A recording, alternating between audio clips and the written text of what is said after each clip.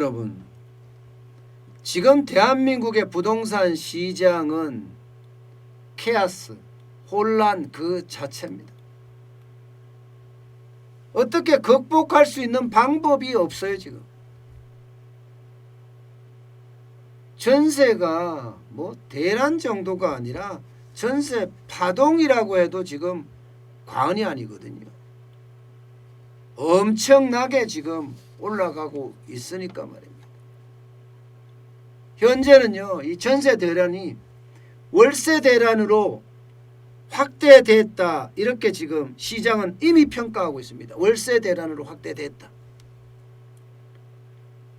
그러니까 전세 대란이 혼란을 가져왔고, 전세가 월세화로 바뀌면서 임대차 보호법 때문에 요즘은 많이 바뀌잖아요. 예. 바뀌면서 월세도 올라가는 그런 상황을 맞았고요. 이 월세가 그야말로 역대급으로 오른다, 이렇게 이야기해요. 심지어 시장에서는요, 한 번도 경험하지 못한 월세 폭등이다, 이렇게 표현합니다. 당장 KB국민은행에서 월간 주택 동향이 나왔거든요. 거기에 9월에 서울 아파트 월세 지수를 보면요, 엄청 높습니다. 월세 지수가 101.2예요. 101.2. 101.2. 8월에 100.4였거든요. 그때 비하면 0.8포인트나 상승했습니다. 0.8포인트. 야, 0.8포인트는요 엄청난 숫자입니다. 왜냐고요? 이게 올 9월까지 올 9월이 되기까지 단 한 번을 제외하고는요, 변동폭이 0.1포인트를 넘긴 적이 없습니다. 단 한 번을 제외하고는요. 이번에 단 한 번만 제외하고는 없어요. 0.1포인트를 넘긴 적이 없다니까요. 예. 그러면 그 한 번이 언제냐? 2016년 7월입니다. 2016년 7월에 99.9에서 8월에 99.7로 0.2포인트 떨어진 게 전부입니다. 0.1포인트를 넘긴 적이 잘 없다고 이야기할 정도인데, 한 번도 없다고 이야기하는데, 한 번 제외하고, 그게 2016년 7월이라고 그러죠. 7월에서 8월 넘어가면서 0.2포인트가 줄어들었다. 그런데 0.8포인트가 이게 떨어졌다, 이 말은요, 시장이 구조적으로 변한다는 거예요. 구조적으로. 이거는 굉장히 중요한 이야기입니다. 근데 정부는 지금 아니라고 계속 이야기를 하는데, 대한민국의 이 시장 자체가 완전히 급변한다는 이야기예요. 어떻게? 전세 시장은 사라지고 월세 시장으로 간다는 이야기입니다. 전세 시장이 사라진다는 건 우리에게는요, 대한민국 사람들에게는 굉장히 구슬픈 이야기예요. 전세라는 제도가 전 세계에 사실 우리밖에 없다고 이야기할 정도로 아주 특이한 제도예요. 이게 개발 시대에는 금리가 좋으니까, 또 투자하면 투자 수익이 좋으니까 목돈을 전세로 받아서 그 돈을 굴렸어요. 그죠? 그래서 실제 은행 이자보다 훨씬 더 많은 돈을 벌기도 하고 말입니다. 그런데 시대가 바뀌면서 뭐 지금은 정기예금이나 또 투자해서 더 받을 수 있는 그런 힘도 없고, 그렇기 때문에 전세 시장이 월세 시장으로 이제 서서히 바뀌어 갈 거다, 그런 예상은 예전부터 하고 있었습니다. 그런데 정부가 임대차 보호 3법을 아주 나흘 만에 추진을 하면서 시장의 구조를 변화시키고 있는 거예요. 전세 대란이 일어나고요. 게다가 임대차 전월세 상한제 도입하면서 5%밖에 인상 못하게 하고요. 여기에 세금 폭탄은 그야말로 꽝꽝꽝 내려 찍었으니까 많은 사람들이 전세를 주던 것을 월세로 전환하고, 월세로 전환해서 그걸 받은 돈을 가지고 세금을 내거나 혹은 이자를 내고 있다는 그런 이야기가 되는 거예요. 지금 실제적으로도 그렇게 일어나고 있고요. 이만큼 많이 올라갈 때는 단 한 번도 없었다 이야기할 정도로 굉장히 많이 올라갑니다. 실제 얼마나 치솟는지 그 전세 지수를 월세 지수를 보시겠습니까? 예, 여러분 보세요. 기울기 보세요. 기울기. 7월에서 임대차 보호 3법이 통과되고 나서 기울기 보세요. 7, 8월 기울기 보세요. 거의 뭐 깎아지르는 절벽이라고 이야기할 정도로 기울기가 굉장히 높죠. 예. 그동안 월세가 올라가는 게 0.0대였습니다. 0.06. 3월이 돼서 0.19.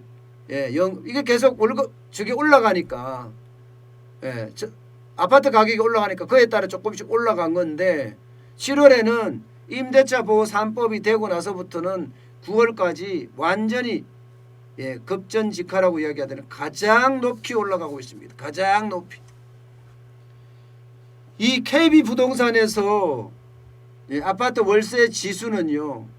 중형 이하 아파트를 대상으로 조사합니다. 물론 표본조사로 집계합니다. 예, 또 이 통계가 잘못됐다 이렇게 말할 사람이 있는데 그렇지 않아요. 그렇지 않아요.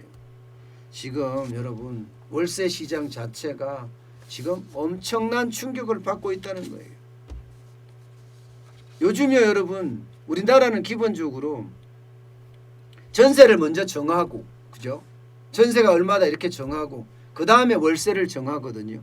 그런데 전세값이 지금 폭등이잖아요. 예, 전세값이 폭등인 이유는 세 가지라고 말씀을 드렸어요. 임대차 보호 3법이 하고요. 그 다음에 예, 재건축 의무 거주 기간이 2년으로 늘어난 거 하고요. 2년이 된 거 하고요. 그 다음에 3기 신도시 조기 분양한다니까 대기 수요가 130만까지 늘어났습니다. 그래서 이들이 집을 안 사고 전세로 들어가기 때문에 전세 대란이 일어난 겁니다.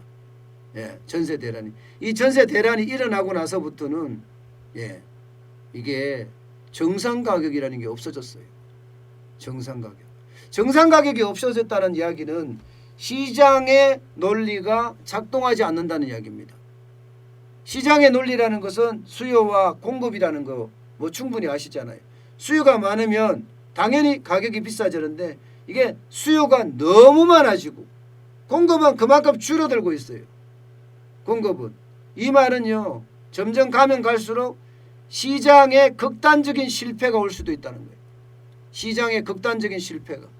시장의 극단적인 실패 그 뒤것은요. 폭등입니다. 폭등.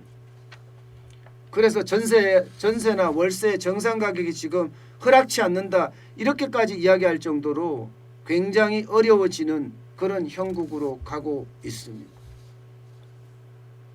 오죽했으면 여러분 홍남기 경제부총리가 뭐라고 얘기했는지 아세요?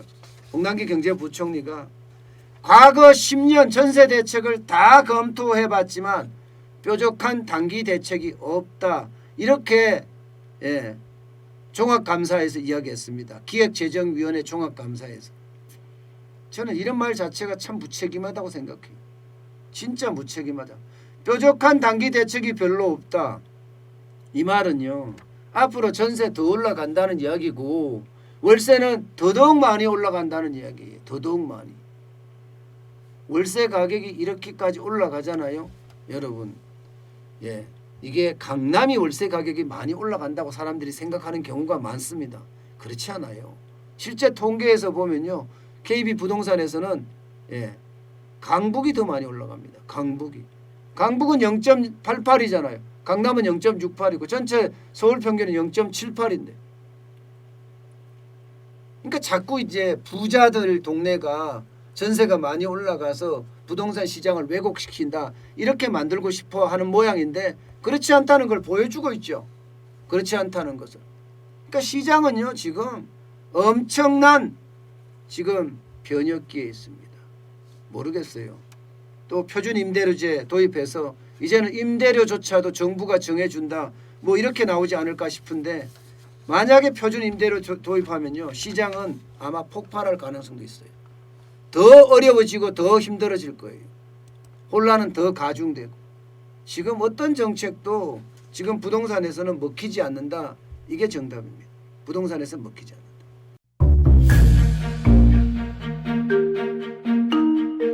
세종대왕과 샤넬 넘버 5, 벤츠 자동차의 최고급 기종인 마이바흐의 공통점을 아시나요?